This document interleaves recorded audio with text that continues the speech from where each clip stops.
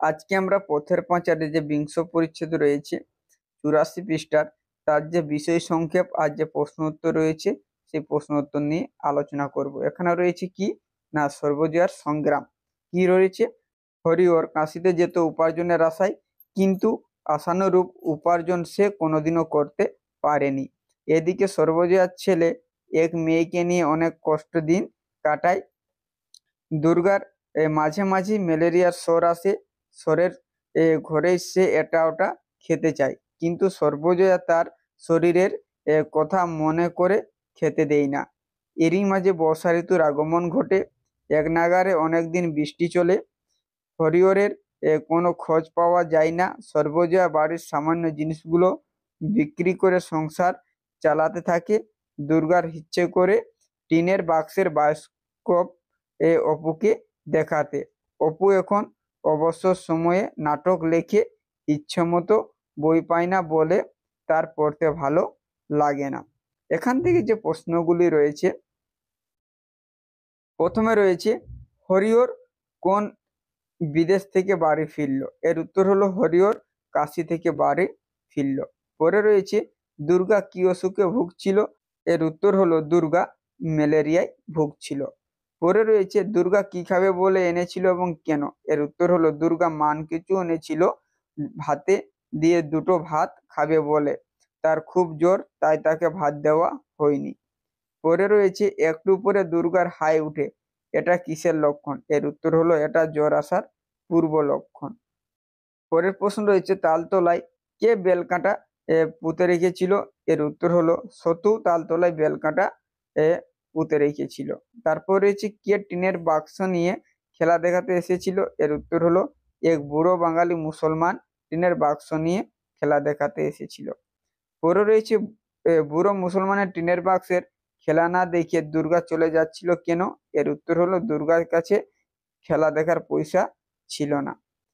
পরে রয়েছে বুড়ো মুসলমানের খেলা দুর্গা তার ভাইকে দেখাতে পারেনি কেন? এর উত্তর হলো এই খেলা আর কোনোদিন আসেনি।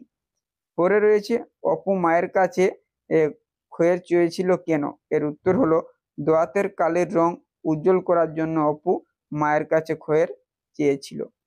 পরে রয়েছে অপুর দপ্তরে চরিতমালা বইটির লেখক কে? এর উত্তর হলো অপুর দপ্তরে চরিতমালা বইটির লেখক হলো ঈশ্বরচন্দ্র বিদ্যাসাগর। পরে রয়েছে ঈশ্বরচন্দ্র বিদ্যাসাগরের লেখা কোন বইটি অপুর দপ্তরে ছিল? এর উত্তর হলো চরিতমালা। তারপরে রয়েছে অপু কার মতো বীজগণিতিক পড়তে চায়? উত্তর হলো অপু রস্কর মতো বীজগাণিতিক পড়তে চায়। পরে রয়েছে অপুর কি পড়তে ভালো লাগে না? এর উত্তর হলো ধারাপাত কি শুভঙ্করী অপুর ভালো লাগে না। পরে রয়েছে বিদেশে যাওয়ার সময় হরিহর কি বলে গিয়েছিল? এর উত্তর হচ্ছে বিদেশ থেকে ফিরলেই সে অন্য জায়গায় বাড়ি করবে। এরপরে রয়েছে একবিংশ পরিচ্ছদ 88 পাতা। এখানে রয়েছে বর্ষায় দুর্ভোগ। কি বলা হয়েছে? কদিন ধরে খুব বর্ষা চলছে, হরিহরের কোনো খবর নেই। মায়ের কথা মতো চণ্ডী মণ্ডপে পিয়নের জন্য বসে থাকে যদি বাবার চিঠি আসে। বর্ষার ভয়ঙ্কর রূপ দেখে অপু ভয় পায়। সর্বজয়া পুরানো বাসন বিক্রি করে সংসার চালায়। ঘরে জল পড়ে, দুর্গার জ্বর ছাড়ে না, অপু ভাত খাওয়ার জন্য ছটফট করে। সর্বজয়া নিবারণের মার কাছ থেকে মোটা চালের ধান জোগাড় করে। অভাবের মধ্যেও দুর্গা বিস্কুট খেতে চায়। এখান থেকে যে প্রশ্নগুলি রয়েছে, প্রথমে রয়েছে হরিহর কাশি থেকে মোট কত টাকা বাড়িতে পাঠিয়েছিল? এর উত্তর হলো হরিহর কাশি থেকে মোট 5 টাকা বাড়িতে পাঠিয়েছিল। পরে রয়েছে অপু মায়ের কোথায় ঠাঁই রাধে চণ্ডী মণ্ডপে বসে থাকে কেন?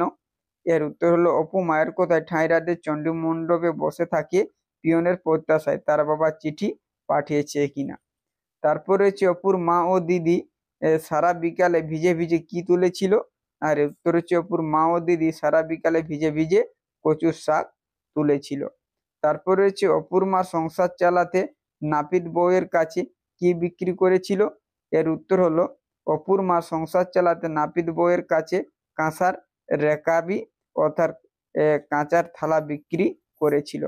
পরে রয়েছে সর্বজয়া কোথায় কই মাছ পেয়েছিল? এর উত্তর হলো রাতে প্রবল বৃষ্টির পর দিন সর্বজয়া বাঁশতলায় একটা ভেসে আসা কই মাছ পেয়েছিল। তারপর রয়েছে অপুর মাকে মা সিদ্ধেশ্বরী দেবী ভালো খবর এনে দিলে কি দেবে বলেছিল? না, এর উত্তর হচ্ছে 105 আনার ভোগ দেবে। এরপর রয়েছে ওষুধ না থাকায় দুর্গার জ্বর ভালো করার জন্য কি খেত? এর উত্তর হলো ওষুধ না থাকায় দুর্গার জ্বর তার ভালো করার জন্য নিম চাল সিদ্ধ খেত। তো এই হলো বিংশ ও একাবিংশ থেকে বেশ কিছু গুরুত্বপূর্ণ প্রশ্ন উত্তর।